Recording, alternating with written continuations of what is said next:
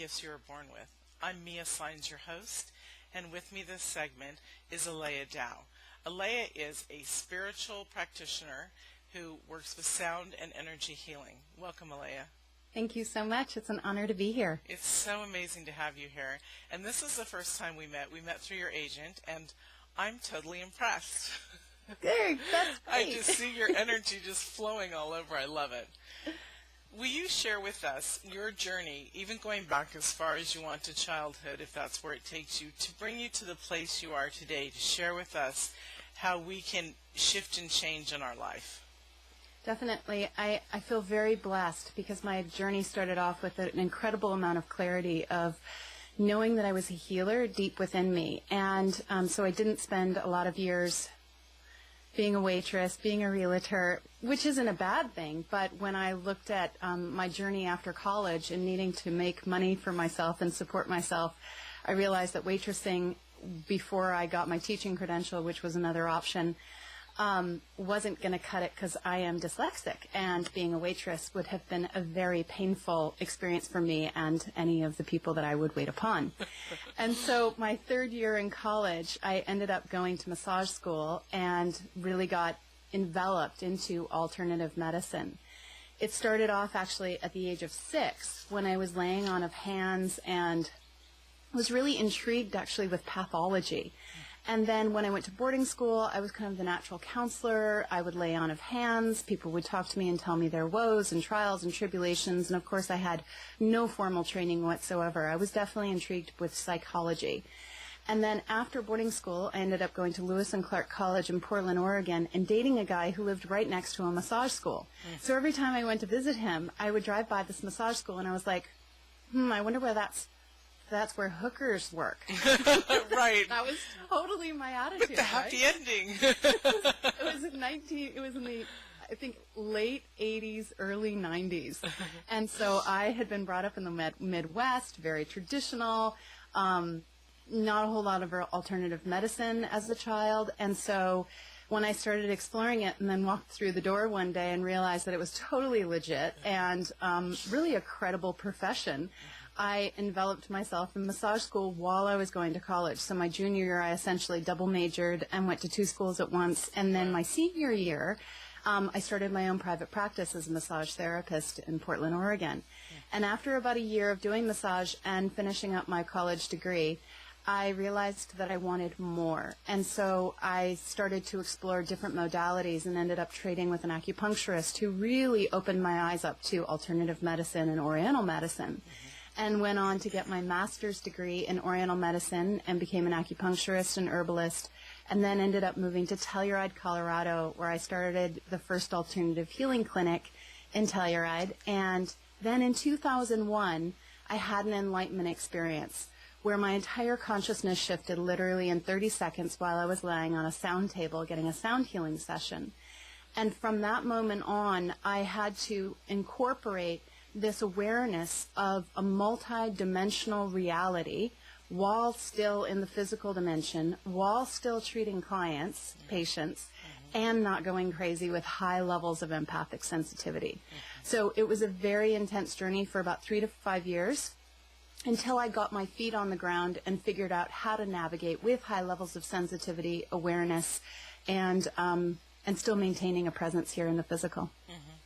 That's really important. So let's talk a little bit about that, because there are so many people, especially now, and women, men too, but women who are having these abilities come forward, and it just freaks them out. They don't know what to do.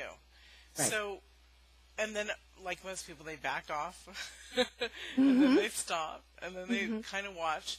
And some don't really know how to incorporate it into even just an everyday life of being, not everyone wants to be a healer, or I shouldn't say is meant to be a healer, because truly that's our nature. We have these amazing gifts, which is what the summit's about, that are from the divine, and so we are capable of everything and more. How would you suggest to somebody who is starting to feel these empathic abilities, whether it's empath, whether it's something else, how would you suggest to them to go about it gently and lovingly for their own being? I think the first step is to allow yourself to explore what it is you're really passionate about. It might even just be passionate about going and walking next to the ocean, or painting, or reading, and really give yourself permission to dive into your passion, whatever that is. TV doesn't really count. No. Reading kind of counts, except that too can be an escape. And so we're really looking for the passion that has a creative current to it, because creativity is actually one of the mechanisms that moves us into a more aware, enlightened state the fastest. Also, playing triggers that whole creative current. And it also moves us to a higher vibration, and we get out of the fear, we get out of the limiting belief systems. So it might be researching plants or flowers, or going to gardens, or going to art. And it's all about engaging that right brain, that intuitive, right, the non-linear part of us, the Yes. artist, the musician.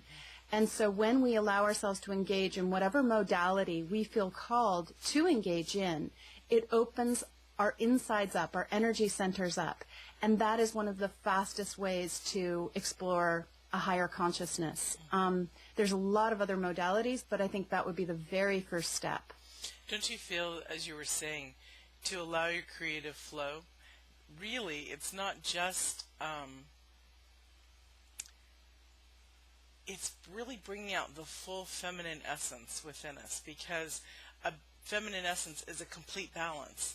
And when we're in that space of creation and beauty and joy and bliss is when we feel total, whole, and complete, when we feel we're aligned to the divine. Mm-hmm. I agree. And it does take that balance of the feminine and the masculine, as you said. And I really think of the feminine, too, as this beautiful energy that we embody, whether we're a man or a woman, that allows us to receive the divine. So we're receiving on that left side, which is the left side is the feminine energy. And then we express it in the creative using the masculine. So the masculine is all about the expression of that creative current. And so it does create that beautiful flow when we really allow that feminine to be open. And a lot of people have had traumas in their life, and they say, oh, I don't want to be open because then that will hurt, or people would take advantage of me, or I don't trust people. And I invite people, if they've had a lot of trauma in their past or in previous incarnations, to actually open up to the concept of receiving vertically and internally, instead of worrying about receiving horizontally from another. And when we allow ourselves to open up internally and vertically and feel that inner flow from that higher vibrational aspect of us, from our divine source energy, that is a much safer energy. And then as we open to receive it vertically and internally, then it is reflected horizontally in our outer world. I love that. You were, as a sound healer, share with us somewhat about that. You were talking about your experience on the sound table and how it changed your life. I was on a sound table, and it was an hour-long session, and there were different tones and drums and flutes coming through. And hearing those different sounds literally through my body as I was lying on this water table that had the sound reverberating through it, and then also had a headset, that sound really had this major shift in my consciousness. And it actually moved me so much that I designed my own sound table and built it and use it in my private practice now. And when I utilized those vibrations of sound, it had the capacity to move my consciousness, my body, to a higher state that then enabled me to access a different dimensional reality with different consciousness, belief systems, reactivity, awareness. And we are all sound healers, whether we know it or not. Even somebody that is deaf is a sound healer. And so when we start humming or speaking, or what I do is toning, it literally starts to shift the vibration of our cells and our energy fields. Even our thoughts carry a very particular sound, which then carry a particular consciousness, which carry a particular vibration. And then we start to magnetically create different vibrations in our bodies and in our energetic fields and in our outer life. So it's really the essence of sound that has the capacity to transcend dimensions. So we've got the sound happening here in the physical realm, but we can also, with our energy self, make sounds in the higher realms, which then starts to shift the sound that's happening, the vibrations that are happening in the physical dimension. And so when I bring in those tones, I am making a tone or a sound in the physical realm, but I am also very conscious of the other tones that are being made and created in the higher realms, which affect our energy systems, our higher selves, that then implements a change in the consciousness, how we react, how we behave, and what we draw to us in the world. I just totally love not only sound and music, but my mates have to have a certain tone for me to even consider being with them at all, taking up a relationship with them. It's very amazing how I think generationally, or because we all know, or most of those watching this know we've been here before, and in different types of other experiences. So it's almost like bringing in what we already know, and it totally moves our system, meaning our human body, and there's so much release. I often cry when I'm in a healing session and you wonder and shake sometimes, but it's just a release within my body. Definitely. So it's really, really beautiful. And I used to, years ago, teach women to get in touch with their inner rhythm, which came from, at the time, because I wasn't, as we grow and we teach what we learn, then things change. But I used to teach them, just find your favorite. So somebody just starting out, just find your favorite music and get in tune with that, and it will. I used to always tell women, please do this while you're getting ready. Get to know your rhythm within yourself, and you move like it, and you put your makeup on and your hair, and you really learn to love that essence that comes from within. That's beautiful. Beautiful. It's very cool how sound does that. I interviewed a sound person with the Tibetan sound bowls, and she put it on my heart while we were on air. And she said, oh my gosh, I've never heard this sound coming from a heart before. And I was like, wow. I'd like to explore more of the sound stuff. I'd like to actually probably come up and see you for a treatment, because being on a bed of water and having headphones on and doing this, your whole body, it's an experience that is womb-like, is in the deep ocean-like, is in our afterlife, or in our waiting period before we come back. Very, very harmonic, very beautiful. I love that. It really is. And I think that health has a very particular tone to it. And when we have particular emotions or thoughts or fears, those also have a sound, which then magnetically draw in different vibrations that can then thrive in the body. So if we are physically not well, or even emotionally not well, what would happen if we started using that vibrational aspect of us that is capable of knowing what that absolutely perfect harmonic tone is, and we invite that vibrational aspect of us to start holding that tone all the time in the higher realms, which then reflects those vibrations down to us here in the physical realm. And my whole angle is really using the higher dimensions, our higher selves, our energy fields, to affect a change in our consciousness and in our physical reality. So in order to change the physical reality, again, from my perspective, I never use the physical dimension. And I agree with you. Unless I'm gardening or cooking, right? Or cleaning the house. Right. Then I'll use the physical realm. But if I'm trying to shift consciousness, a belief system, a behavior, a thought form, I always go up to the higher realms and do it there. That's beautiful. That's awesome. So besides the sound healing, you work with people in other energetic fields. Tell us that, and then I want to talk about meditation, because that's my favorite. Definitely, yeah. So I do work with people one-on-one. My practice is super full, and so, it's like a year to get in to see me. But when I am working with somebody over the phone, typically, I am working with them to help them shift their belief systems, their behavior, their consciousness, their reactions.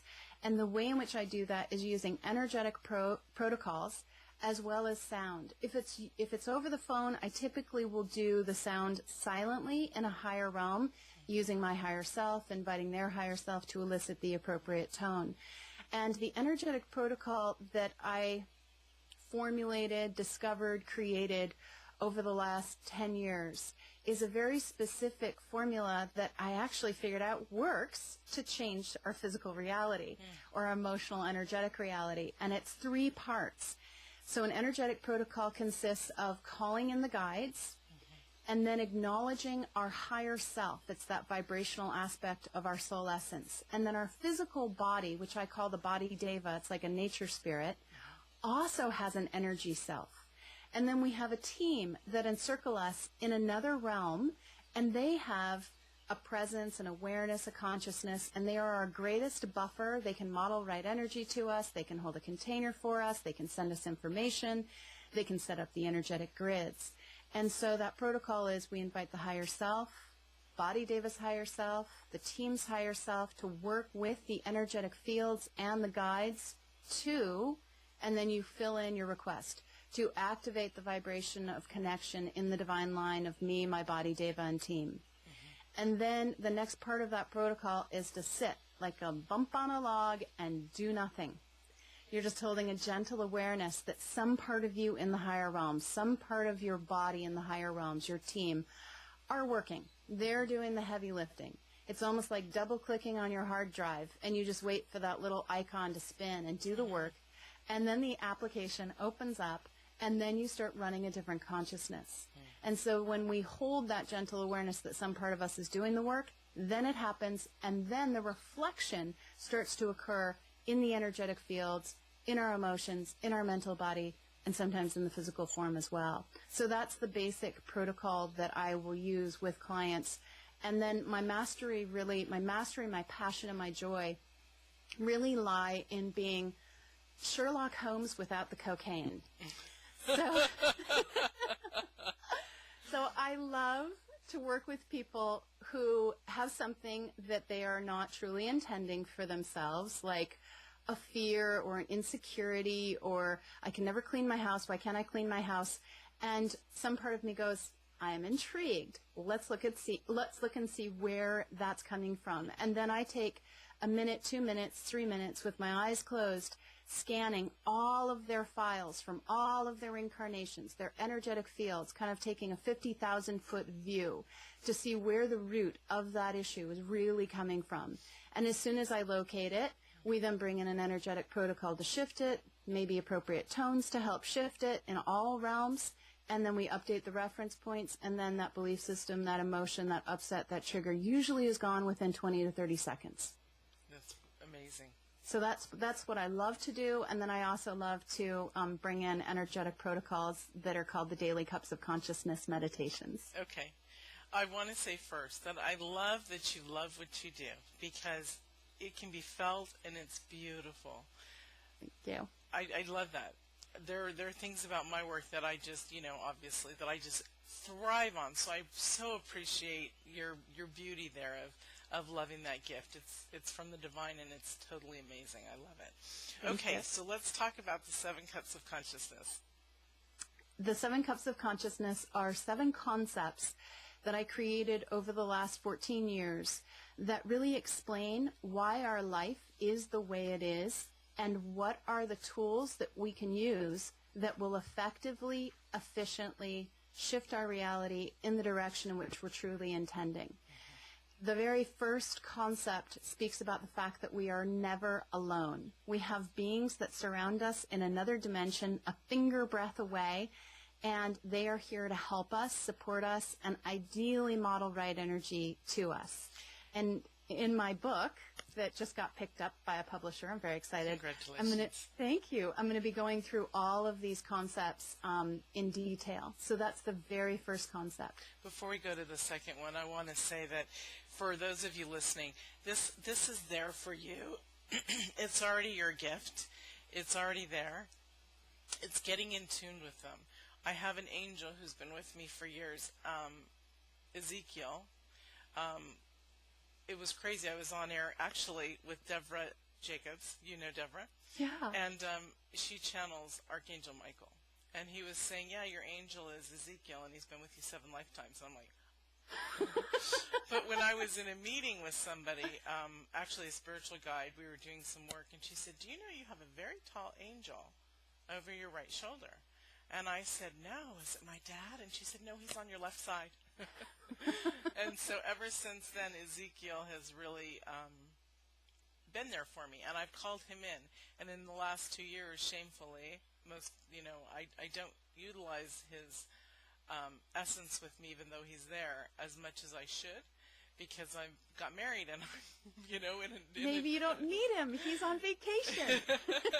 Well, apparently he's still there. People see him all the time that I work with, and they're like, not that I work with, but that friends and stuff that are also spiritual guides, and they're like, wow, look at that man. He's beautiful.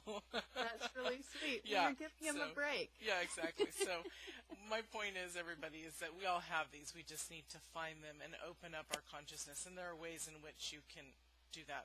And I suggest that you do look into that. It's very beautiful to find your guides and people that are there to help you. Okay, go ahead. What's number 2? And as children, we may have felt them.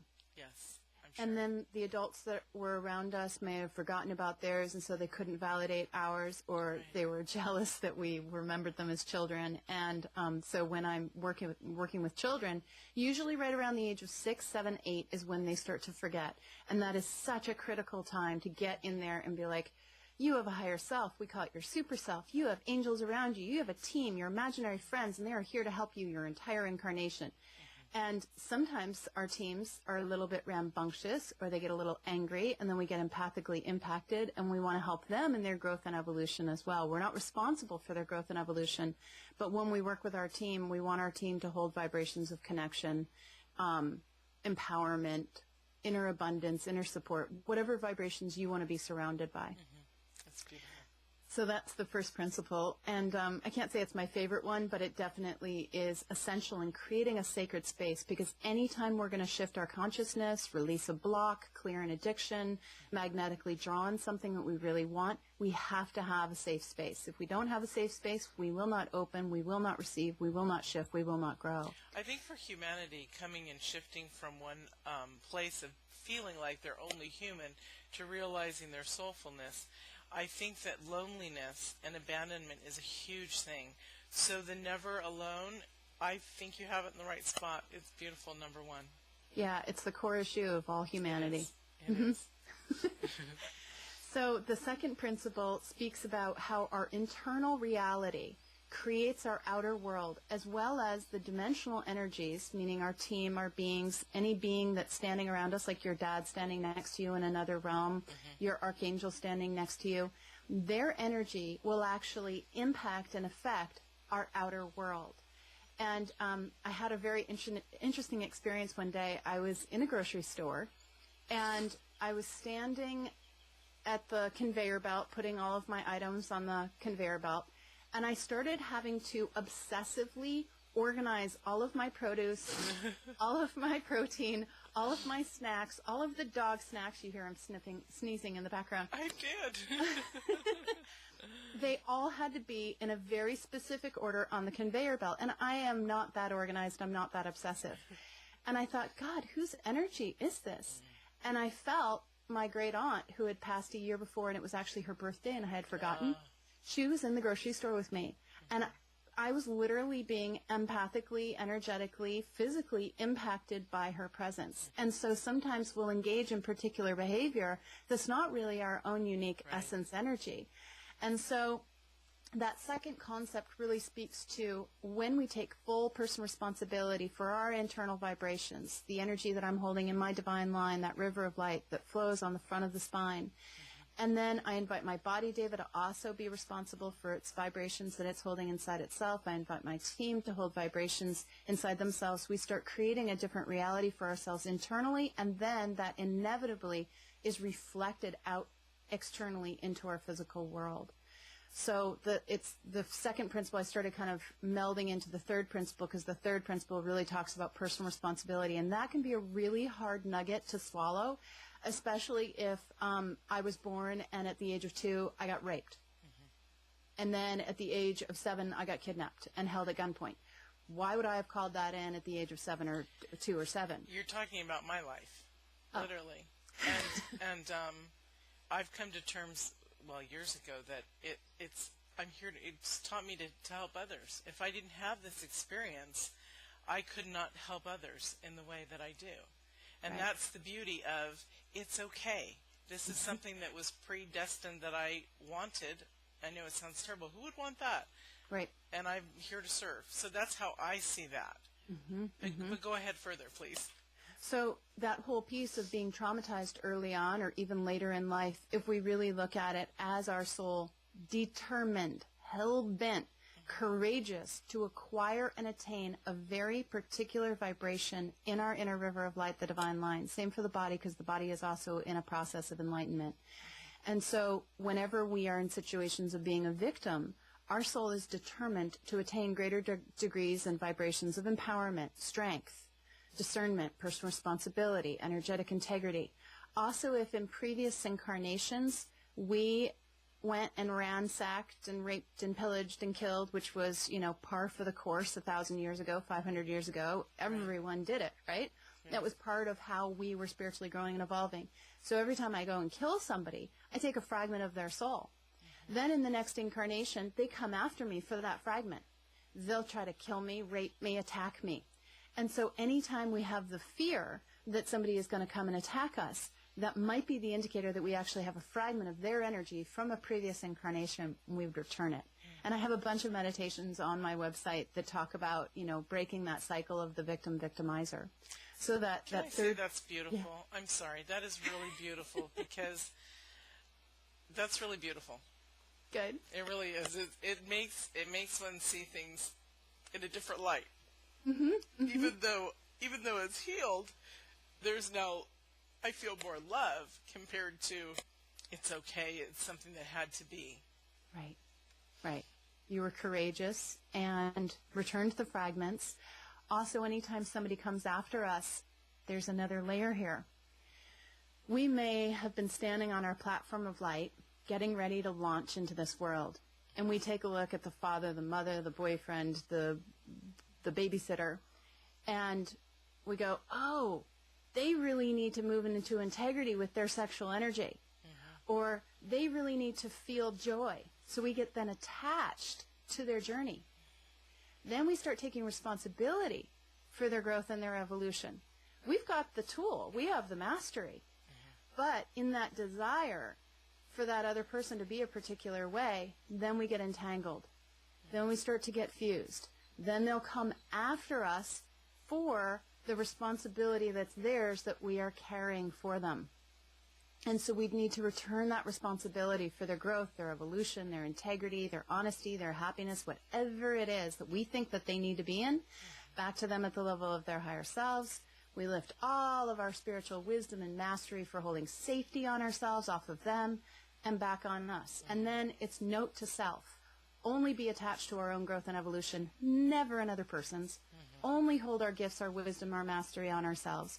And then we're really breaking the codependent cycle and moving into greater degrees of being co-creative and co-creative service and modeling right energy. And that's a hard one to shift because we're on a planet that is so codependent. Yes, we are.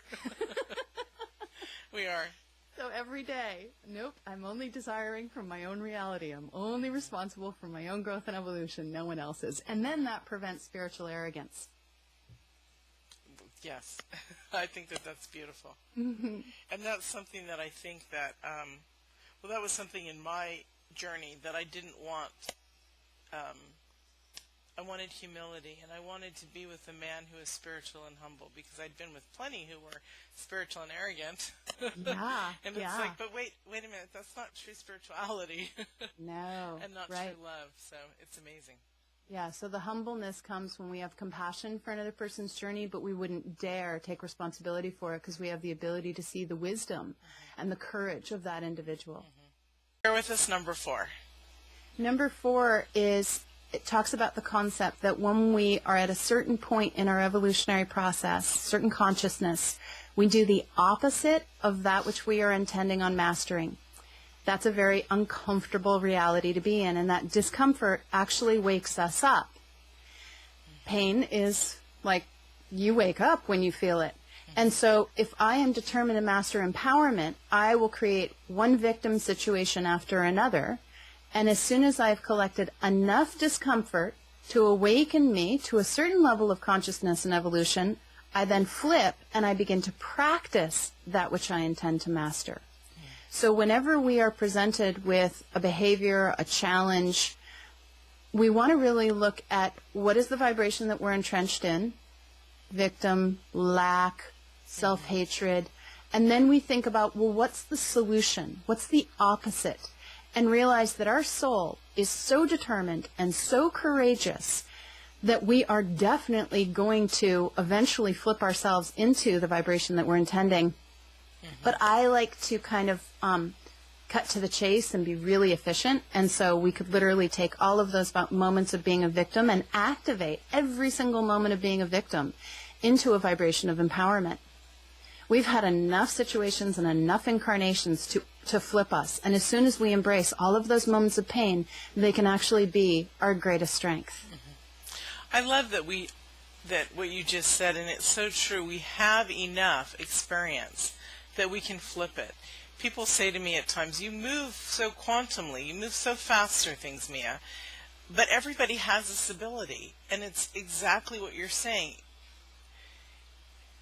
I think that your quantum ability is that you're consciously, from my perspective, just looking at you, you're consciously aware that you exist in multiple dimensions, and you're using multiple dimensions to shift your consciousness as opposed to just keeping yourself on one floor, which then accelerates the growth and the evolution of a soul. Right. Yeah. Which is really beautiful. And it's so powerful to be able to reach beyond just this one level that we are in the human form. Oh, yeah. Anytime I stay in the physical realm for longer than an hour or two, I start to get cabin fever. Well, I don't think... and isn't it when we're... I feel that when we're already developing and growing and changing and shifting and have for years, you can't be in... unless... it makes you sick. You can't be in that realm at all because our soul won't take it. I mean, it's really the one in charge. So... And it's important to ground. I mean, there will be days where if I spend 6 or 8 hours working with people over the phone, literally hanging out in a higher dimension, it may take me a day or 2 days of just gardening, thinking about nothing and just being on the soil and not tracking higher realms. But I think of that more as just letting myself relax in all realms, knowing that I'm relaxing in all realms and not keeping myself condensed in one realm. It's your vacation. Yeah, exactly. Wonderful. So what's number 5? Number 5 speaks to the concept that our physical human form has its very own unique consciousness. It is part of the earth energy. It's literally an expression of earth, Gaia. And it is made up of all of the elements of earth. The planet is 80% water. Our body, when hydrated, is 80% water. We have air, we have minerals. And so when we realize that we're actually in an earth body that has its very own unique consciousness, we are riding on the front of the spine. That's like our saddle, sort of like we're in a car. If we don't smear ourselves all over our car and micromanage the engine, then we're going to have a more pleasant ride. If we aren't trusting that the car knows what to do and how to heal itself and we keep our stuff off the car, we just stay in the driver's seat, it's going to be a far more pleasant ride. And so when I'm working with children, I remember I had a little girl in one day, and I said, okay, I'd set up the energy. I said, now pull all of your energy and all of your energy off of your arms, your legs, your belly, your butt, and into your saddle on the front of your spine. And I had already explained this concept to her. And she used her higher self, her super self, her energy fields to pull all of her energy into that divine line on the front of the spine. And then I had her firmly attach it to the front of the spine. And she went, I'm free again. Oh, that's and it beautiful. was like she had woken up again, because she had sort of thought that she was her body, and she had forgotten that she's actually just a beam of light. Right. And so when we start to recognize that we're just a beam of light having an experience, that everything that our body goes through is actually, we're empathically feeling that. That's not our pain, that's the body's pain. And then we start working with the body, Deva, recognizing its own unique consciousness and walking it through a process of awakening. It's a beautiful experience, and it's an incredible honor to literally be in Earth. You can't get any closer to another being than this. It is beautiful. So that's the 5th concept. But we try to control it. right? We put all of our control chips on the body deva, not recognizing the wisdom of the body deva, not inviting the body deva to be totally responsible for controlling herself or himself. Wonderful. Yeah. All right. And then, well, there's this one more piece that I just saw and a few months ago. And when we are done with the incarnation, we get a debrief, typically as a soul. We learn all of the things that we were intending on learning when we're on the other side. But our bodies, actually, a lot of the times, the body doesn't get the debrief. And so one of the protocols and meditations that I'm creating is to help the body debrief all of its incarnations when you rode in it, so that it can hold a higher vibration, a higher consciousness. 6 and 7. So number 6 is speaks to the concept that we as souls have had multiple incarnations in multiple realms and forms, planets, and we have been acquiring very particular vibrations, gifts, wisdom, and mastery, skill sets, passions. And so when we start to hold our gifts on ourselves, model that in the world, we move into a much more co-creative way of serving. Co-creative service, but from a place of fullness and abundance. And I know that in the New Age world, there are a lot of people that struggle with finances. And they're like, why is it that when I started meditating and getting totally into spirituality, my finances went down? Well, we start to put all of our gifts, our wisdom, our attachment, our desire for the humanity to awaken and be peaceful. And we've just taken all those gifts and placed it out on other people. Where are our resources? If we don't hold our resources inside ourselves, our bank account is negatively impacted. So the process is lifting all of the gifts, the wisdom, the mastery off of everyone and everything and back to ourselves. Now, in the beginning, in this lovely codependent reality that we're currently existing in, that looks really selfish. But the only way to actually show another person how to do something is if we're doing it on ourselves. And then they start doing it on themselves to the degree that they choose, to the degree that they wish. And so that whole the sixth concept of Cups of Consciousness is really using your gifts, your wisdom, your mastery on yourself and modeling that in the world. And then briefly, the 7th concept is you are perfect. You have a river of light that flows within you. You are just a beam of light having an experience in the human body. And every single time you inhale, you have the opportunity, whether you take it or not is the variable, to literally pull yourself into this divine line on the front of the spine and to feel where you are the God Source energy, expressing yourself from a teeny tiny little divine spark in the heart of Source as this river of light in a human form. Isn't our core beautiful? It is. It's absolutely lovely. And we can get it literally on the inhale of like, yes. And then using the exhale to ground. And then we're in that divinely connected place where there's no abandonment. There's no fear, that we're totally safe. We're totally perfect. Totally perfect. And a lot of the times we look for perfection on what we do, what we say, what our home looks like, our car. And if we start to just hold all of our perfect nuggets in our divine line on the front of the spine and that's it, nowhere else, we're perfect. It doesn't matter what happens in the outer world. I love that. And also get past the erroneous belief that you can't get there because you can. Yeah, you totally can on an inhale.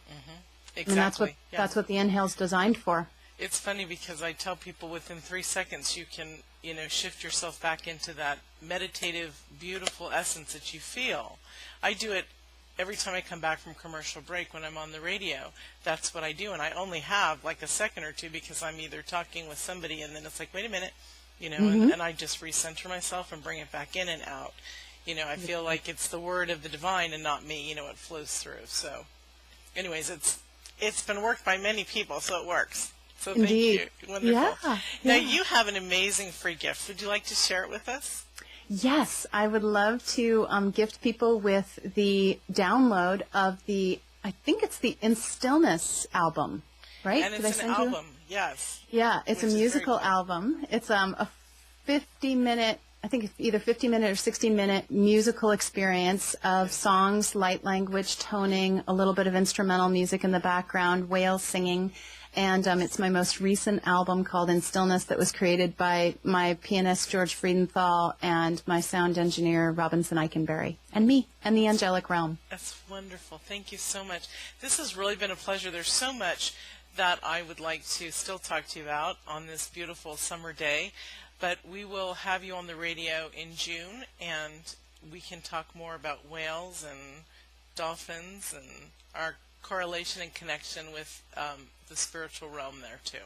Beautiful. So, thank you so much, Aleya, for joining us on Supreme Feminine Essence. It's been a pleasure. Thank you, Mia. It's been great to be here. Is there one last word that you'd like to, or expression that you'd like to share? Indeed, I invite people to be most connected and committed to their own divine connection above all.